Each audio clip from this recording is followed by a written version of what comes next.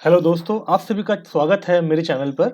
मेरा नाम है चेतन एंड आज के इस वीडियो में मैं डिस्कस करने वाला हूँ सी सैट का ट्रेंड एनालिसिस।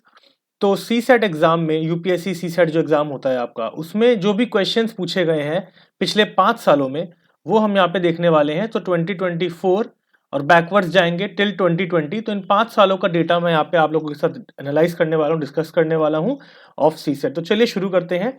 अगर अभी तक आपने मेरा चैनल सब्सक्राइब नहीं किया है तो do subscribe my channel and also आप और भी वीडियोस देख सकते हैं जो भी पिछली वीडियोस मैंने बनाई है। इसके अलावा थोड़ा सा मैं अपने बारे में आपको बताना चाहूँगा। My name is Chetan Bansal.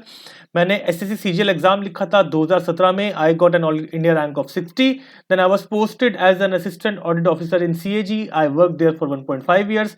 इसके अलावा मैंने और बहुत सारे कॉम्पिटिटिव एग्जाम, गवर्नमेंट एग्जाम्स लिखे हैं, जैसे कि कैट लिखा था 2016 में। I secured 96.5 percentile. I wrote UGC NET commerce. I got an all India rank of 3 in 2018।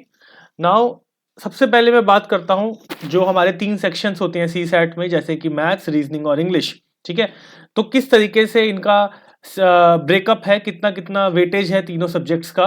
तो लेटेस्ट जो 2024 का पेपर है, अगर उसकी बात करें तो वहां पर 36 क्वेश्चन आए थे मैथ से, 17 थे रीजनिंग से, और बचे हुए 27 क्वेश्चन आए थे आपके इंग्लिश से।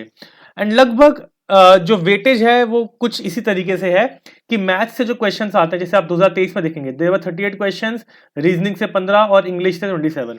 तो इंग्लिश से तो कंसिस्टेंटली आप देखोगे हर साल ऑलमोस्ट 27 क्वेश्चंस ही पूछे जा रहे हैं। 2020 में 25 थे, उससे पहले 28 29 भी गए हैं, 30 भी रहे हैं। तो एक रेंज अगर मैं बोलूँ इंग्लिश की, तो इंग्लिश की रेंज जो रहती है वो रहती है 25 to 30 क्वेश्चन। ठीक है, टोटल आपके 80 क्वेश्चन होते हैं, आप सबको पता है। और आपको 33.33% मार्क्स, यानी कि 1/3 मार्क्स मिनिमम आपको स्कोर करना होता है टू क्वालिफाई। क्वालिफाइंग पेपर होता है, बट स्टिल रिसेंट ईयर्स में काफी बच्चे क्वालिफाई नहीं कर पा रहे हैं बिकॉज लेवल काफी अच्छा पूछ रहे हैं वो। सी सेट का काफी डिफिकल्ट लेवल आ रहा है आजकल। रीजनिंग की बात करते हैं, जैसे मैंने बताया, तो रीजनिंग की अगर आप देखोगे 17, 15, 18, 22, तो रीजनिंग की जो रेंज है अप्रोक्सीमेटली वो कुछ 15 से 20 क्वेश्चन आपके रीजनिंग के रहते हैं। और अगर मैं मैथ्स की यहाँ पे बात करूँ, जैसे कि आप मैथ्स की रेंज देख सकते हैं, देखो 2020 में थोड़ा सा मैथ्स के क्वेश्चन ज्यादा थे, रीजनिंग के कम थे। और उसके बाद अगर आप देखोगे ऑलमोस्ट कंसिस्टेंटली वेटेज जो है वो ऑलमोस्ट सिमिलर है तीनों ही सेक्शंस की। तो मैथ्स की अगर हम बात करें तो मैथ्स की रेंज लगभग आप कह सकते हैं 30 से या 32 से लेकर ऑलमोस्ट 36 37 तक। तो 30 to 36 इस तरीके से, 30 to 35 आप कह सकते हैं रेंज रहती है हमारी मैथ्स की। तो ये तो हो गया हमारा किस तरीके से तीनों सेक्शन से कितने कितने क्वेश्चंस यहाँ पे पूछे जाते हैं। देखो रीजनिंग कंपैरेटिवली सिंपल होता है, मैथ्स थोड़ा सा ट्रिकी होता है। मैथ्स में भी मेजरली मैं अभी आपको बताऊंगा कौन से टॉपिक्स होते हैं जो थोड़ा सा प्रॉब्लम क्रिएट करते हैं। अगर बात करें इंग्लिश की, तो इंग्लिश में मेजरली सिर्फ रीडिंग कॉम्प्रिहेंशन होते हैं, पैसेज ही होते हैं। उस पैसेज पे एक दो या तीन, 1 से 3 क्वेश्चन होते हैं एक पैसेज पे, मल्टीपल पैसेजेस होते हैं। अब मैं पहले बात करूंगा यहाँ पे मैथ्स की। तो मैथ्स का जो सिलेबस है, मैथ्स में अगर मैं आपको बताऊं तो ये मैंने यहाँ पे 15 टॉपिक्स लिखे हैं। देखो टॉपिक्स और भी हैं, लेकिन पिछले 5 सालों में जिन भी टॉपिक से क्वेश्चन आए हैं मैंने वही टॉपिक्स यहाँ पे लिखे हैं। इससे पहले जैसे कि प्रोबेबिलिटी एक टॉपिक है, या और भी टॉपिक्स है जिनसे पहले क्वेश्चन पूछे गए थे बट अब वो हाल फिलहाल में नहीं पूछ रहे हैं, वो मैंने यहाँ पे मेंशन नहीं करे हैं। तो सबसे इंपॉर्टेंट टॉपिक जो है मैथ्स का, जिससे मैक्सिमम क्वेश्चंस पूछ रहे हैं, वो है नंबर सिस्टम। इसमें number system, number theory, HCF, LCM, ठीक है, सर्ट्स एंड इंडाइसिस, ये सभी नंबर सिस्टम का ही पार्ट है। तो आप देखेंगे 15 क्वेश्चन 2024 में पूछे गए हैं, 15 ही 2023 में थे, देन 11 9 2020 में 19 क्वेश्चन थे। और ये मैंने टोटल भी लिखा है बिकॉज 5 सालों का टोटल लेना इंपॉर्टेंट है। बिकॉज एक साल में कभी कम ज्यादा हो जाता है, लेकिन 5 साल का जब आप क्यूमुलेटिव देखोगे तो उससे आपको अच्छा आइडिया मिलेगा। तो 5 सालों में, जैसे कि मैथ से अगर आप लास्ट में देखोगे, टोटल 182 क्वेश्चन हो गए 5 सालों में। 36 आए 24 में, 38 आए 23 में, तो 69 क्वेश्चन। तो एक तरीके से हम देखेंगे 1/3 वेटेज आप कह सकते हो, 1/3 से बल्कि ज्यादा ही है रिसेंट ईयर्स में। तो 1/3 से ज्यादा ही वेटेज हमारी नंबर सिस्टम की है। तो नंबर सिस्टम एक ऐसा टॉपिक है जिसको बहुत अच्छे से करना है, और मैं हर एक टॉपिक पे वीडियो बनाने वाला हूं। बेसिकली माय टारगेट इज कि अगले 3 महीने में मैं सभी टॉपिक्स का आपको रिवीजन करा दूं। तो I will be coming up with videos of all these topics तो PYQs बेसिकली एक PYQ सीरीज में स्टार्ट करने वाला हूं। तो मैंने आपको PYQ एनालिसिस यहाँ पे दे दिया है। तो हर एक I will go chapter wise. तो जैसे मैं पहले नंबर सिस्टम उठाऊंगा, नंबर सिस्टम के सारे क्वेश्चन डिस्कस करेंगे। तो नंबर सिस्टम में क्वेश्चन ज्यादा है तो 3-4 लेक्चर्स में ये कवर होगा। Then I will pick algebra. इस तरीके से मैं हर एक टॉपिक को पिक करूंगा। जिन टॉपिक से क्वेश्चन कम है उनको मैं क्लब करके पढ़ा दूंगा, ठीक है। देन नेक्स्ट टॉपिक है algebra. Second most important topic after number system in terms of weightage वो है आपका अलजेब्रा। अलजेब्रा से कंसिस्टेंटली 6-7 क्वेश्चन हर साल पूछे जा रहे हैं। अब अलजेब्रा में क्या आता है, देखो अलजेब्रा बहुत वास्ट है, लेकिन सीसेट में वो बहुत ज्यादा टेक्निकल नहीं जाते हैं। बिकॉज एक तो पहली चीज 10th लेवल तक की ही मैथ्स है, उसमें भी मैं बोलूंगा बहुत ज्यादा हाई। अलजेब्रा की बात करूं तो अलजेब्रा में लीनियर इक्वेशन ही जनरली वो पूछते हैं। लीनियर इक्वेशन इन 1 वेरिएबल भी हो सकता है, लीनियर इक्वेशन इन 2 वेरिएबल भी हो सकता है। 2 वेरिएबल होता है तो जनरली 2 इक्वेशन होती है, तभी हम सॉल्व कर सकते हैं। क्वाड्रेटिक इक्वेशन के मैंने इतने क्वेश्चन देखे नहीं है, तो लीनियर इक्वेशन ही ज्यादातर वो लोग फोकस करते हैं। Then permutation and combination PNC बहुत इंपॉर्टेंट है। देखो एक अच्छी चीज क्या है, जितने भी टॉपिक्स है मेजोरिटी आपको एनसीईआरटीज में मिल जाएंगे। 5th या 6th to 10th की एनसीईआरटीज जो है मैथमेटिक्स की, जो एनसीईआरटी की वेबसाइट पे भी आपको पीडीएफ मिल जाएगी, तो वहीं पे मोस्टली आई थिंक 90% टॉपिक्स वहीं पे ही मिल जाएंगे आपको। ऐसा कोई थोड़ा बहुत जो कंटेंट होगा वही आपको बाहर से देखना है, बट मेजॉरिटी आपका सिलेबस वहीं से कवर हो जाता है। तो अगर आपका मैथ्स वीक है तो आप एनसीईआरटीज को भी पहले रेफर कर सकते हैं। बाकी पीवाईक्यूज में आप लोगों को कराऊंगा, ठीक है। तो परम्यूटेशन कॉम्बिनेशन से 24 में क्वेश्चन नहीं आया, लेकिन उससे पहले 9, 8 तो यहां से क्वेश्चन पूछे जा रहे थे। Then geometry and mensuration combined मैंने लिखा है, तो यहां से भी अगर आप देखोगे 24 में कोई क्वेश्चन नहीं आया, लेकिन उससे पहले there were 4 questions in 2023, 2 questions in 2022, इस तरीके से, और टोटल 5 सालों का टोटल है 10 क्वेश्चन, ठीक है। ज्योमेट्री मेंसुरेशन में देखो, ज्योमेट्री में क्या आ जाता है, ज्योमेट्री में बहुत सारी प्रॉपर्टीज होती है अलग अलग, जैसे कि ट्राइंगल्स की हो सकती है, सर्कल्स की, स्क्वायर्स, क्वाड्रिलेटरल्स, इसके अलावा इन रेडियस, आउट रेडियस, तो कुछ प्रॉपर्टीज होती हैं, कुछ थ्योरम्स होती हैं, वो इंपॉर्टेंट है। देन इसके अलावा कॉन्ग्रुएंसी, सिमिलैरिटी, वो इसमें आ जाता है। मेंसुरेशन में आपका 2D 3D दो टाइप की फिगर होगी, 2D फिगर्स, 3D फिगर्स, उनका एरिया, उनका पेरीमीटर, उनका सरफेस एरिया, उनका वॉल्यूम, ये सब इस पर बेस्ड क्वेश्चन आ जाते हैं। Then time and work. अब टाइम एंड वर्क में पाइप्स एंड सिस्टम्स भी इंक्लूडेड है, ठीक है। तो यहां से भी हर साल कुछ ना कुछ क्वेश्चन आ जाते हैं। जैसे हर साल इससे पहले एक क्वेश्चन पूछ रहे थे, इस 24 में 3 क्वेश्चन उन्होंने पूछ लिए हैं। देन एवरेजेस, एजेस, ये भी कुछ इंपॉर्टेंट टॉपिक्स है। एवरेजेस और एजेस को आप साथ में भी पढ़ सकते हो, बिकॉज थोड़ा सा इनमें रिलेशन है, कनेक्शन है। तो देखो, अगर आप इसको मैं ब्रांच ऑफ मैथमेटिक्स की बात करूं तो नंबर सिस्टम एक अलग ब्रांच होती है, अलजेब्रा अपने आप में एक अलग ब्रांच है, परम्यूटेशन भी एक अलग चीज है, ज्योमेट्री मेंसुरेशन जो है ये भी एक अलग ब्रांच ऑफ मैथमेटिक्स ही है।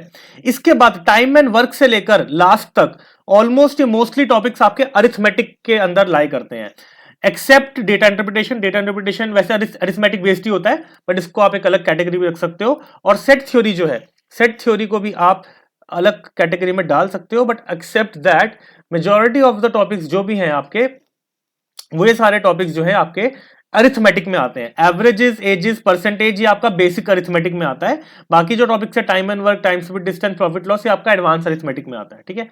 तो ये जो फर्स्ट 8 टॉपिक्स है number system, first 8 topics number system, algebra, permutation, geometry, time work, average, age, percentage, यहां तक वेटेज अगर आप देखोगे, इन 8 टॉपिक्स की वेटेज काफी ज्यादा है in comparison to the total topics. तो ये 8 टॉपिक्स आपके लिए काफी ज्यादा इंपॉर्टेंट हो जाते हैं।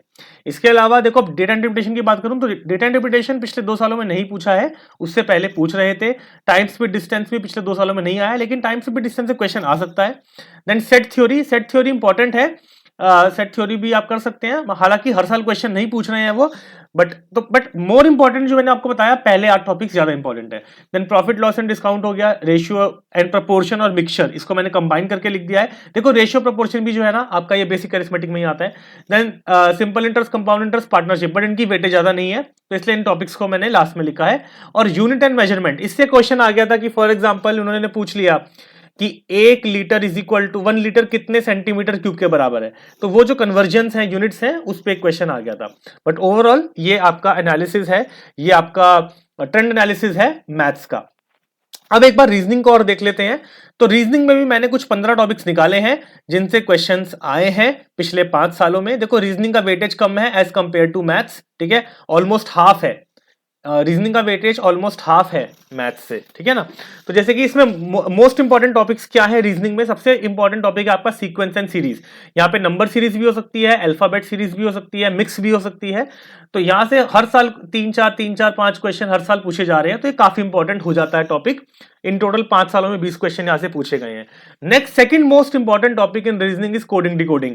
कोडिंग डिकोडिंग में भी अगर आप देखोगे on an average 2 question, average कह रहा हूं, एवरेज 11 डिवाइड बाय 5 करेंगे, एवरेज हर साल 2 क्वेश्चन पूछे गए हैं कोडिंग डिकोडिंग से। अब इसमें जनरली लेटर कोडिंग हो सकती है, वर्ड कोडिंग हो सकती है, कोडिंग डिकोडिंग के भी बहुत सारे टाइप्स होते हैं। देन आपका सब्स्टिट्यूशन कोडिंग हो सकती है। इसके बाद अगर मैं बात करूं the third most important topic in reasoning, वो है आपका ऑर्डर एंड रैंकिंग। देखो ऑर्डर अलग है टॉपिक, रैंकिंग एक अलग टॉपिक होता है, लेकिन इसको पढ़ते हम लोग साथ में है, ठीक है। तो यहां से भी हर साल एक दो क्वेश्चन ऑन एन एवरेज, यहां से भी 2 क्वेश्चन हर साल पूछे जाते हैं। इसको थोड़ा सा पजल के फॉर्म में भी वो लोग पूछ सकते हैं, ठीक है। नेक्स्ट आपके जो 2 नेक्स्ट मोस्ट इंपॉर्टेंट टॉपिक्स आ जाते हैं वो है कैलेंडर एंड क्लॉक्स। ये इंपॉर्टेंट क्यों है? बिकॉज हर साल एक ना एक क्वेश्चन तो पूछा ही गया है इन दोनों टॉपिक से, कैलेंडर एंड क्लॉक्स, ठीक है। उसके बाद आपका आ जाता है डायरेक्शंस, सिलोजिज्म, ब्लड रिलेशन। ये आपके नेक्स्ट 3 इंपॉर्टेंट टॉपिक्स हैं और कंबाइंड वेटेज इन तीनों की काफी है अगर आप इस तरीके से इसको देखें। तो डायरेक्शंस में आपका बेसिक वही होता है कि a person is going 10 metre west, उसके बाद वो लेफ्ट मुड़ा, राइट मुड़ा, तो बहुत टेक्निकल नहीं होता, इजी टू स्कोर। देखो डायरेक्शन थोड़ा सा इजी स्कोरिंग एरिया है। अगर मैं स्कोरिंग वाइज बात करूं, डायरेक्शन स्कोरिंग होता है, सीक्वेंस एंड सीरीज भी स्कोरिंग होता है अगर आप एक बार लॉजिक क्रैक कर पाओ, ठीक है। कोडिंग डिकोडिंग में भी ये होता है कि अगर आपने लॉजिक क्रैक कर लिया तो क्वेश्चन इजी है। सिलोजिज्म में थोड़े कॉन्सेप्ट्स होते हैं जो आपको समझने पड़ेंगे। देन ब्लड रिलेशन, इसमें फैमिली ट्री बनाना होता है, तो इसमें भी अगर आप एक बार समझ जाते हो तो आप क्वेश्चन कर सकते हो। कैलेंडर एंड क्लॉक्स में थोड़े कॉन्सेप्ट्स हैं जो समझने पड़ते हैं, तो थोड़ा सा टाइम टेकिंग हो सकता है, ठीक है। देन नेक्स्ट हमारा इंपॉर्टेंट टॉपिक, तो यहां पे भी मैं बोलूंगा first 8 topics, sequence and series से लेकर ब्लड रिलेशन, ये 8 टॉपिक्स ज्यादा इंपॉर्टेंट है। बट बाकी टॉपिक्स भी आपको जरूर करने चाहिए, because you never know, we should be well prepared. Analytical reasoning में मैं क्या बोलूंगा, इंपॉर्टेंट क्या है आपका, क्या क्या मतलब इसमें क्या क्वेश्चंस आए हैं पिछले सालों में। एक आपका आया है स्टेटमेंट कंक्लूजन, कि एक स्टेटमेंट दे दिया और 1 या 2 कंक्लूजन दे दिए, अब आपको बताने हैं कि एक वो कंक्लूजन्स करेक्ट है कि नहीं है। इसके अलावा ट्रू एंड फॉल्स टाइप के क्वेश्चन आ जाते हैं कि कुछ स्टेटमेंट दे दी, ये ट्रू है कि फॉल्स है, या फिर if and then type statement आ सकती है कि if this happens then this will happen. तो इस तरीके से कुछ स्टेटमेंट बेस्ड एनालिटिकल क्वेश्चंस यहां से पूछे जाते हैं, ठीक है। नेक्स्ट आपका आ गया सीटिंग अरेंजमेंट। सीटिंग अरेंजमेंट में एक ही साल में पूछा गया था, 2022 में 2 क्वेश्चन आए थे, उसके अलावा किसी साल में पूछा नहीं गया है। देन इनइक्वालिटी में एक क्वेश्चन आया है पिछले 2 सालों में। इनइक्वालिटी का मतलब आपके जो साइंस होते हैं, greater than, less than, greater than, equal to, less than, equal to, तो उस तरीके से कुछ आपको एलिमेंट्स देंगे, उनके बीच में रिलेशन गिवन होगा, तो आपको उनके बीच का रिलेशन निकालना होता है। देन क्यूब्स एंड डाइस, मतलब कोई क्यूब है, उसको अगर हम कट कर देंगे इनइक्वल पार्ट्स, तो कितने पार्ट्स निकल कर आएंगे, इस तरीके के क्वेश्चन हो सकते हैं। या फिर क्यूब को पेंट कर देंगे और उसको कट करेंगे, तो इस तरीके के क्वेश्चन कुछ होते हैं जो विजुअलाइजेशन पे बेस्ड होते हैं। तो बेसिकली क्यूब्स एंड डाइस आपका नॉन वर्बल रीजनिंग का पार्ट हो सकता है, एक तरीके से आप कह सकते हैं। नॉन वर्बल रीजनिंग में क्या होता है, कोई फिगर होती है, आपको उसको कंप्लीट करना है, कोई पैटर्न है उसको कंप्लीट करना है, या फिर यहाँ पे काउंटिंग ऑफ फिगर्स भी हो सकता है कि आपको कोई फिगर है, उसमें आपको नंबर ऑफ स्क्वायर्स काउंट करने हैं, नंबर ऑफ ट्रायंगल्स काउंट करने हैं। ये सारा का सारा नॉन वर्बल रीजनिंग में आता है, लेकिन यहां से क्वेश्चन ज्यादा पूछे नहीं जा रहे हैं सीसैट में, ठीक है। इसके अलावा अल्फाबेट टेस्ट, पजल, एक क्वेश्चन इनसे पूछा गया है। तो first 8 topics are more important in terms of weightage, ठीक है। सो दैट्स इट गाइस, तो ये मुझे डिस्कस करना था आज के सेशन में। इंग्लिश में एज सच कोई टॉपिक नहीं है, बिकॉज इंग्लिश में सिर्फ पैसेज ही आता है। अब पैसेज पे बेस्ड क्वेश्चन कैसे आ सकते हैं, पैसेज पे अगर मैं बात करूं इंग्लिश में, तो पैसेज होता है, अब उस पर क्वेश्चन अलग अलग हो सकते हैं। They can ask you what is the central idea of the passage, they can ask you कि कंक्लूजन क्या है इस पैसेज का, ठीक है। ये वो आपसे पूछ सकते हैं कि क्रक्स बताओ इस पैसेज का, या फिर most rational inference of the passage. तो इस तरीके के क्वेश्चंस होते हैं पैसेज पे बेस्ड। इंग्लिश का सिलेबस यही है, बट इंग्लिश में थोड़ा सा इट्स ऑल्सो रीजनिंग, थोड़ी सी रीजनिंग भी लगानी पड़ती है, तो थोड़ा सा ट्रिकी हो जाता है, बिकॉज इंग्लिश में we can get negative marks अगर हम गलती कर देते हैं। मैथ्स और रीजनिंग में नेगेटिव का स्कोप नहीं है अगर आप एरर ना करो तो, बट इंग्लिश थोड़ा सा सब्जेक्टिव हो जाता है। So that's it guys, I hope आपको वीडियो पसंद आया होगा। वीडियो पसंद आया तो जरूर लाइक करना और शेयर करना। आई वुड ऑल्सो लाइक कि आप कमेंट करके बताओ कि आपको वीडियो कैसा लगा, both positive and negative feedback. और अगर आप चाहते हो मैं किसी और टॉपिक पे वीडियो बनाऊं, तो वो भी आप मुझे कमेंट सेक्शन में बता सकते हैं, जहां भी आप प्रॉब्लम फेस कर रहे हैं। इसके अलावा मैंने जैसे आपको बताया पास्ट ईयर सीरीज में चलाऊंगा, पीवाईक्यू सीरीज में चलाने वाला हूं मैथ्स रीजनिंग के लिए। तो पिछले 5 सालों में जो भी क्वेश्चंस आए हैं अलग अलग टॉपिक से, वो मैं वीडियोस उनकी सेपरेट वीडियोस बनाऊंगा। चलिए, so all the very best guys, goodbye, take care and जय हिंद।